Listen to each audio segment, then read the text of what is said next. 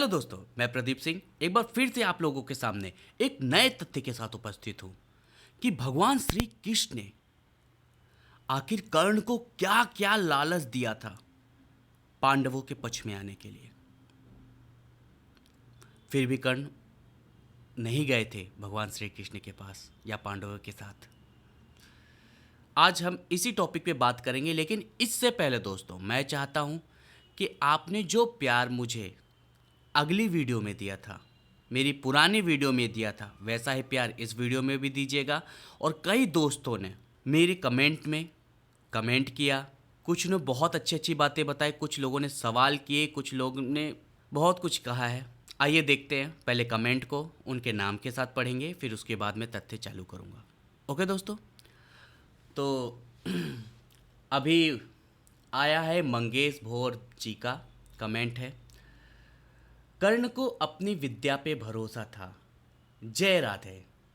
जी मंगेश जी, आप एकदम सही बात कह रहे हो, कर्ण को अपने विद्या पे बहुत भरोसा था। और दूसरा कमेंट है, द्रौपदी स्वयंवर में अर्जुन के पास साधारण धनुष था, फिर भी कर्ण का धनुष टूट गया। ये क्या है भैया? द्रौपदी स्वयंवर में कर्ण का धनुष क्यों टूट गया? कब टूट गया था? जब कर्ण उठे थे धनुष को उठाने के लिए, तब द्रौपदी वहाँ पर आ जाती है और कर्ण को धनुष नहीं चलाने देती है और उनको सूद पूत बताती है। वहाँ पर भी बहुत ही कर्ण जी का बहुत ही ज़्यादा अपमान हुआ था। चलिए नेक्स्ट कमेंट पढ़ते हैं। नेक्स्ट कमेंट लिखा है जीतू मीना जी ने। ये जो कमेंट था जीतू मीना जी का था, द्रौपदी स्वयंवर का। और फिर लिखते हैं जीतू मीना जी, द्रौपद भीम सत्यकी अभिमन्यु चित्रसेन के पास तो विजय धनुष नहीं था। अरे भाई, इन लोगों के पास विजय धनुष क्यों होगा? क्योंकि विजय धनुष तो कर्ण के पास था। ये बोल सकते हो गांडीव धनुष नहीं था। चलिए आगे पढ़ते हैं। और सुन, कर्ण के पास कोई साधारण धनुष नहीं था, उसके पास भी दिव्य धनुष था। भाई कर्ण के पास ही था विजय धनुष, और वो बहुत ही दिव्य था। हमारे चैनल पे कर्ण सर्वश्रेष्ठ धनुधर करके कमेंट आया, उन्होंने 2 कमेंट किए हैं बहुत बड़े बड़े। इन्होंने तो पूरी कर्ण की कहानी ही लिख दी है।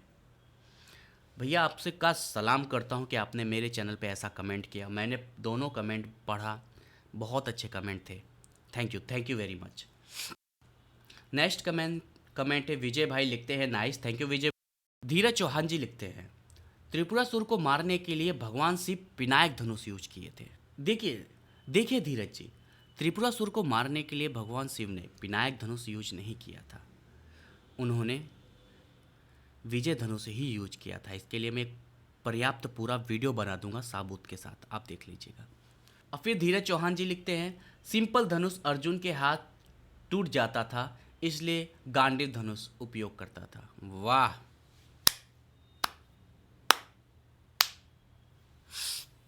बोलना ही बेकार है। चलिए आगे चलते हैं। विजय कुमार जी लिखते हैं, जय परशुराम शिष्यकरण। जय परशुराम शिष्यकरण। विजय जी, एक चैनल ने कमेंट किया है भैया, ओम नमः शिवाय जिनका नाम है, इन्होंने बहुत अच्छा बात लिखा है। गंधर्वों के पास तो गांडीव धनुष नहीं था ना, वहाँ पे क्यों दुम दबाकर भागा था? कर्ण जी को बोल रहे हैं ये कि वो दुम दबा करके भागे थे जब गंधर्वों से उनका युद्ध हुआ था। भैया जब कर्ण, दुर्योधन और उनके साथ लोग गए थे, वो गंधर्वों से युद्ध करने के लिए नहीं गए थे ना, वो किसी युद्ध में जाने के लिए गए थे। वो पूर्ण रूप से तैयार नहीं थे। पहले आप ये देख लीजिए, वो गंधर्वों से युद्ध वहाँ पर डायरेक्ट करने के लिए नहीं गए थे, वो किसी युद्ध में जाने के लिए तैयार नहीं होके गए थे। वो गए थे पांडवों को पकड़ने के लिए। दुर्योधन के कहने पे वो पांडवों को पकड़ने के लिए गए थे, उनका मजाक बनाने के लिए गए। फिर इंद्रदेव जी ने गंधर्वों को वहाँ भेजा था दुर्योधन को पकड़ने के लिए, यानी कि इंद्रदेव जी ने भेजा था, तो गंधर्वों ने पूरी तैयारी के साथ वहाँ पहुँचे थे, फुल तैयारी के साथ पहुँचे थे। और फिर जा कर के वहाँ पर उनका दुर्योधन कर्ण का युद्ध हुआ।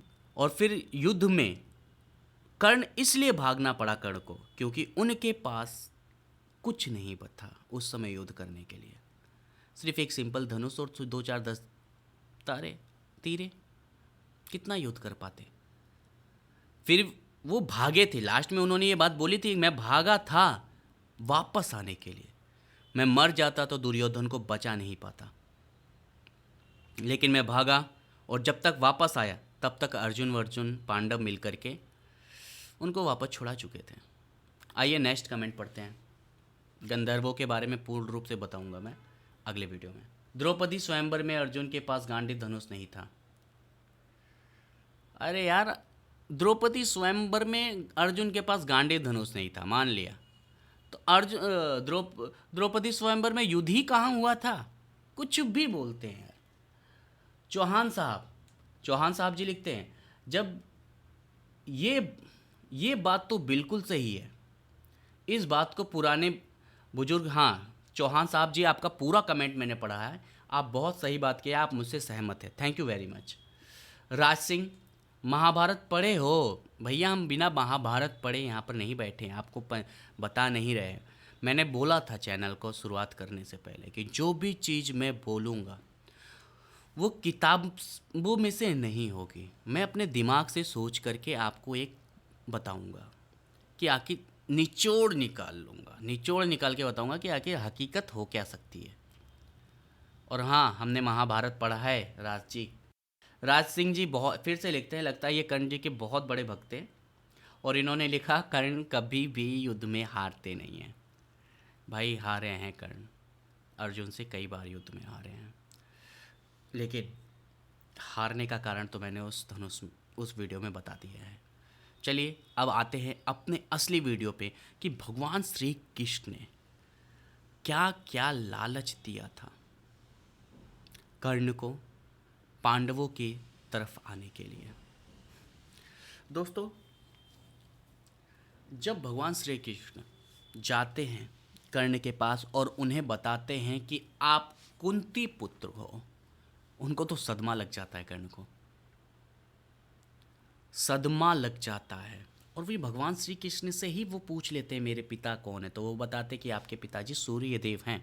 भगवान श्री कृष्ण जी कहते हैं कर्ण तुम पांडवों की तरफ आ जाओ, क्योंकि तुम पांडवों के बड़े भाई हो और बड़े होने के कारण इंद्रप्रस्थ तुम्हारा होगा, तुम इंद्रप्रस्थ के राजा होगे। पहला लालच तो उनको कर्ण को ये दिया भगवान श्री कृष्ण ने कि तुम इंद्रप्रस्थ का राजा हो। उन्होंने कहा कि भीम जो तुम्हें हर वक्त बोलता रहता है कि सूर्य छूत पुत्र, वो तुम्हारा छत्र छाया बन करके रहेगा। अर्जुन तुम्हारा सारथी बनेगा, नहीं होगा तो मैं दे दूंगा भैया, ये पूरी देख लेना आप। अर्जुन तुम्हारा सारथी बनेगा, अर्जुन तुम्हारा सारथी बनेगा। जिस अर्जुन ने हमेशा कर्ण को बुरा भला कहा, वो वहाँ पर सारथी बनने जा रहा था। भगवान श्री कृष्ण लालच दे रहे थे और उन्होंने बोला कि मैं ये नहीं समझ पाता कि क्यों लोगों ने तुम्हें पहचाना। तुम युधिष्ठिर के जैसे सर्वगुण संपन्न हो, धर्मपराय में उससे भी ऊंचे हो, अर्जुन जैसे पराक्रमी धनुर्धर हो, भीम जैसे बाहुबल रखने वाले हो, नकुल सहदेव जैसे बुद्धिमानी। लेकिन कर्ण ने सिर्फ एक बात कही भगवान श्री कृष्ण से, और भगवान श्री कृष्ण शांत हो गए थे, और वो कहा था कि हे ईश्वर, इतना सब होने के बाद भी मैं एक सूत पुत्र की जिंदगी व्यतीत कर रहा हूँ, और आज मुझे ये पता चल गया कि मैं पांडवों का बड़ा भाई हूँ, तो दुर्योधन को कैसे छोड़ दूँ, जिसने मुझे हमेशा अपना बड़ा भाई मान के रखा, बड़ा भाई की तरह मेरे साथ रहा, एक दोस्त की तरह रहा। जब भी पांडवों ने मुझे सूत पुत्र बोला, मेरी अवहेलना की, तब दुर्योधन मेरे साथ रहा। ऐसे को मैं कैसे छोड़ दूं? आज पांडवों को पता अगर चल गया कि मैं उनका बड़ा भाई हूं, मुझे पता है वो मेरे साथ आ जाएंगे, वो मुझे पलकों पे बिठा के रखेंगे, ये भी मुझे 100% कन्फर्म है। लेकिन आप बताइए, क्या ऐसी परिस्थिति में जब दुर्योधन को मेरी सबसे ज़्यादा ज़रूरत है मैं पांडवों के पक्ष में चला जाऊं, तो क्या ये धर्म मेरे लिए सही होगा? आप तो धर्म पराये हैं ना, भगवान श्री कृष्ण से बोला उन्होंने। आप तो धर्म को मारने वाले हैं ना, आप बताइए मेरा धर्म क्या कहता है? इस बात को सुनकर भगवान श्री कृष्ण शांत हो गए और वहाँ से चले गए।